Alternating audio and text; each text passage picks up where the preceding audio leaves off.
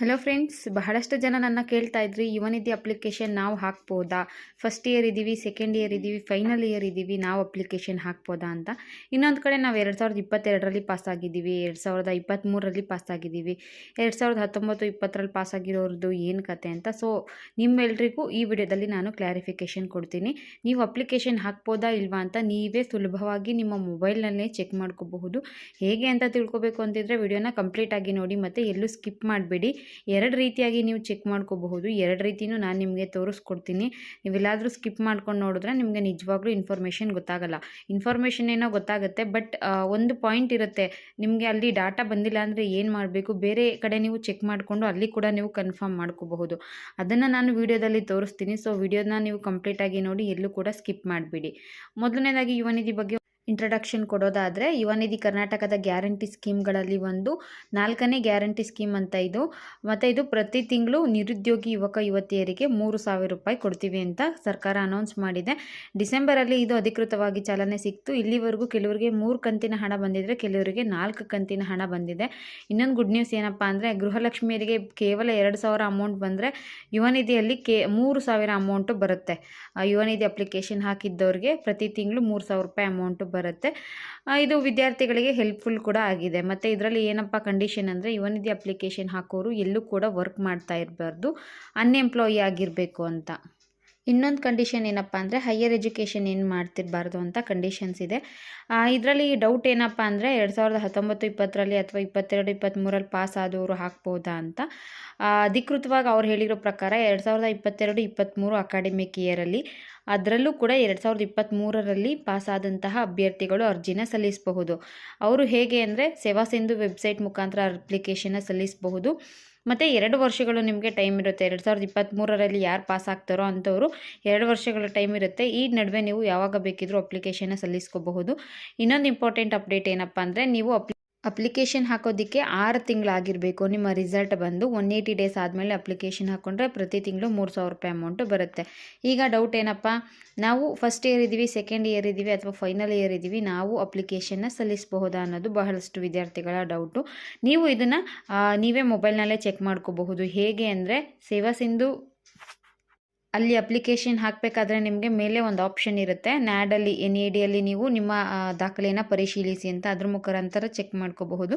ಅಥವಾ ಡಿಸ್ಕ್ರಿಪ್ಷನ್ ಬಾಕ್ಸಲ್ಲಿ ಲಿಂಕ್ ಹಾಕಿರ್ತೀನಿ ನೋಡಿ, ಆ ಲಿಂಕಲ್ಲಿ ಕೂಡ ನೀವು ಚೆಕ್ ಮಾಡ್ಕೋಬಹುದು.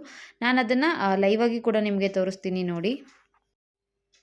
ಲಿಂಕ್ ಮೇಲೆ ಕ್ಲಿಕ್ ಮಾಡಿದ್ರೆ ಇದು ಒಂದು ಪೇಜ್ ಓಪನ್ ಆಗುತ್ತೆ ನೋಡಿ. ಇದು NAD ಕರ್ನಾಟಕ ಅಂತ. ಇದರಲ್ಲಿ ಏನಿರುತ್ತೆ, ನಿಮ್ಮ ಶೈಕ್ಷಣಿಕ ಸಂಸ್ಥೆಗಳು, ಕರ್ನಾಟಕದ ಎಲ್ಲ ಶೈಕ್ಷಣಿಕ ಸಂಸ್ಥೆಗಳು ವಿದ್ಯಾರ್ಥಿಗಳ ಡಾಟಾ ಏನಿರುತ್ತೆ ಅದನ್ನು ಇದರಲ್ಲಿ ಅಪ್ಲೋಡ್ ಮಾಡಿರ್ತಾರೆ. ಕರ್ನಾಟಕದ ಸುರಕ್ಷಿತ ಡಿಜಿಟಲ್ ಶೈಕ್ಷಣಿಕ ಕಣಜ ಅಂತಲೇ ಕರಿಬಹುದು.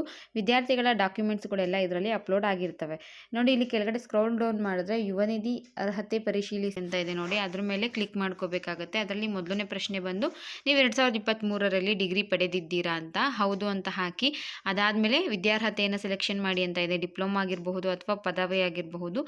ನಿಮ್ಮ ಯೂನಿವರ್ಸಿಟಿನ ಸೆಲೆಕ್ಷನ್ ಮಾಡ್ಕೊಳ್ಳಿ. ಯೂನಿವರ್ಸಿಟಿ ಸೆಲೆಕ್ಷನ್ ಆದಮೇಲೆ ನಿಮ್ಮ ಯೂನಿವರ್ಸಿಟಿ ಒಂದ್ಸಲ ಬೆಂಗಳೂರು ಆಗಿರಬಹುದು ಅಥವಾ ಕರ್ನಾಟಕ ಸ್ಟೇಟ್ ಓಪನ್ ಯೂನಿವರ್ಸಿಟಿ ಯಾವ್ದು ಬೇಕಿದ್ರೂ ಆಗಿರಬಹುದು.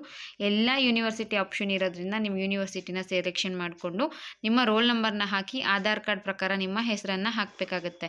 ಅದು ಕೂಡ ನಾನು ನಿಮಗೆ ತೋರಿಸ್ತೀನಿ ನೋಡಿ. ಇಲ್ಲಿ ಅಭಿನಂದನೆಗಳು, ನಿಮ್ಮ ಪದವಿ ಡಿಪ್ಲೊಮಾ ಪ್ರಮಾಣ ಪತ್ರವು ನ್ಯಾಷನಲ್ ಅಕಾಡೆಮಿಕ್ ಡೆಪಾಸಿಟರಿಯಲ್ಲಿ ಅಂದರೆ NAD ಲಭ್ಯವಿದೆ ಅಂತ ಇದೆ. ಅಂದರೆ ನಿಮ್ಮ ಡಾಕ್ಯುಮೆಂಟ್ಸ್ನ ಇಲ್ಲಿ ಅಪ್ಲೋಡ್ ಮಾಡಿದ್ದಾರೆ ಅಂತ. ಇಲ್ಲಿ ಬಂತು ಅಂದರೆ ನೀವು ಆರಾಮ್ಸೆ ಯಾವುದೇ ತೊಂದರೆ ಇಲ್ಲದೆ ಅಪ್ಲಿಕೇಶನ್ನ ಹಾಕಬಹುದು.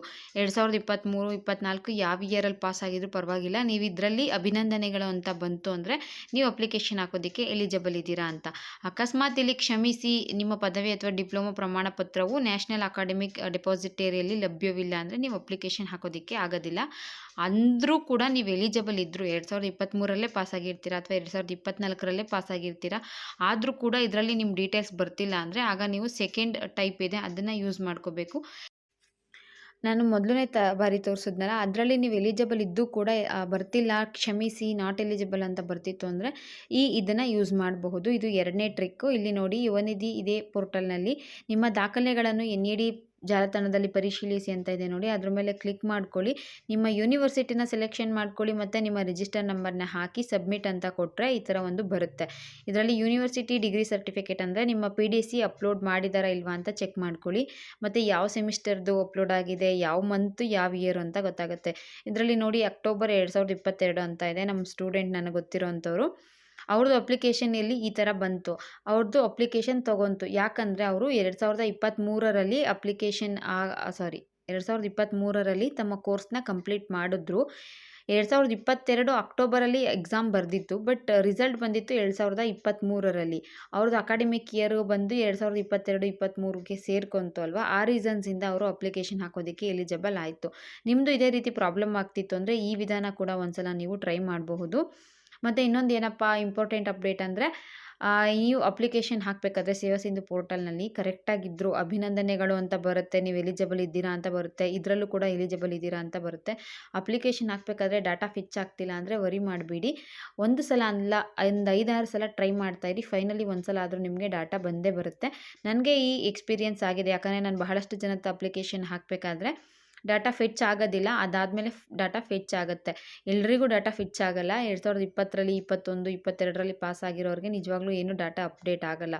ನೀವು 2023ರಲ್ಲಿ ಅಥವಾ 2024ರಲ್ಲಿ ಪಾಸ್ ಆಗಿದ್ದರೆ ಮಾತ್ರ ಅಪ್ಲಿಕೇಶನ್ ಹಾಕೊಳ್ಳೋದಕ್ಕೆ ಸಾಧ್ಯ ಆಗುತ್ತೆ. ಜೊತೆಗೆ ನಿಮಗೆ ಏನಾದರೂ ಡೌಟ್ ಇತ್ತು ಅಂದರೆ, ನಿಮ್ಮ ಕರೆಕ್ಟಾಗಿದೆ, ನಂದು 2023ರಲ್ಲಿ ಪಾಸ್ ಆಗಿದ್ದೀನಿ, 2024ರಲ್ಲೇ ನಾನು ಪಾಸ್ ಆಗಿದ್ದೀನಿ, ಆದರೂ NADಲಿ ನಮ್ಮದು ಡೀಟೇಲ್ಸ್ ಇಲ್ಲ ಅಂದರೆ ನಿಮ್ಮ ಯೂನಿವರ್ಸಿಟಿಯವ್ರನ್ನ ಕಾಂಟ್ಯಾಕ್ಟ್ ಮಾಡಿ ಅಲ್ಲಿಂದ ನಿಮ್ಮ ಡಾಟಾನ ನೀವು ಅಪ್ಡೇಟ್ ಮಾಡಿಸ್ಕೋಬೇಕಾಗುತ್ತೆ. ಅವರು NADಲಿ ನಿಮ್ಮ ಕೋರ್ಸ್ದು ಡೀಟೇಲ್ಸ್ನ ಆ್ಯಡ್ ಮಾಡ್ತಾರೆ, ನಿಮ್ಮ PDCನ ಅಪ್ಲೋಡ್ ಮಾಡ್ತಾರೆ. ಆಗ ನೀವು ಯುವನಿಧಿ ಅಪ್ಲಿಕೇಶನ್ನ ಹಾಕ್ಕೋಬಹುದು. ಈ ರೀತಿ ಯಾರಿಗಾದರೂ ತೊಂದರೆ ಆಗಿತ್ತು ಅಂದರೆ ನಿಮ್ಮ ಯೂನಿವರ್ಸಿಟಿನ ನೀವು ಕಾಂಟ್ಯಾಕ್ಟ್ ಮಾಡಿ. ಯಾಕಂದರೆ ಇದು 2 ವರ್ಷ ನಿಮಗೆ ಯುವನಿಧಿ 3,000 ರೂಪಾಯಿ ಅಮೌಂಟ್ ಅಂತ ಬರುತ್ತೆ. ವರ್ಷಕ್ಕೆ ಕನಿಷ್ಠ ಅಂದರೂ ನಿಮಗೆ 36,000 ರೂಪಾಯಿ ಅಮೌಂಟು ಬರುತ್ತೆ. 36,000 ರೂಪಾಯಿ ಅಮೌಂಟ್ ಬರುತ್ತೆ. ಯಾಕೆ ಬಿಡ್ತೀರಾ? ನಿಮ್ಮ ಕಾಂಟ್ಯಾಕ್ಟ್ ಮಾಡ್ಕೊಳ್ಳಿ, ನಿಮ್ಮ ಕಾಲೇಜವ್ರನ್ನ ಅಪ್ಲೋಡ್ ಮಾಡಿಸ್ಕೊಳ್ಳಿ. ವಿಡಿಯೋ ಇಷ್ಟ ಆಗಿರಬಹುದು ಅಂದ್ಕೊತೀನಿ ಮತ್ತು ಯೂಸ್ಫುಲ್ ಆಗಿರಬಹುದು ಅಂತ ಕೂಡ ಅಂದ್ಕೊತೀನಿ. ದಯವಿಟ್ಟು ಮಿಸ್ ಮಾಡದೆ ಸಬ್ಸ್ಕ್ರೈಬ್ ಮಾಡಿ, ಒಂದು ಲೈಕ್ ಕೊಡಿ. ನೆಕ್ಸ್ಟ್ ವಿಡಿಯೋ ಮಾಡೋದಕ್ಕೆ ಇನ್ಸ್ಪಿರೇಷನ್ ಸಿಗಲಿ ಅಂತ ಹೇಳ್ತಾ ವಿಡಿಯೋನ ಇಲ್ಲಿಗೆ ಮುಗಿಸ್ತಾ ಇದ್ದೀನಿ. Thank you for watching friends.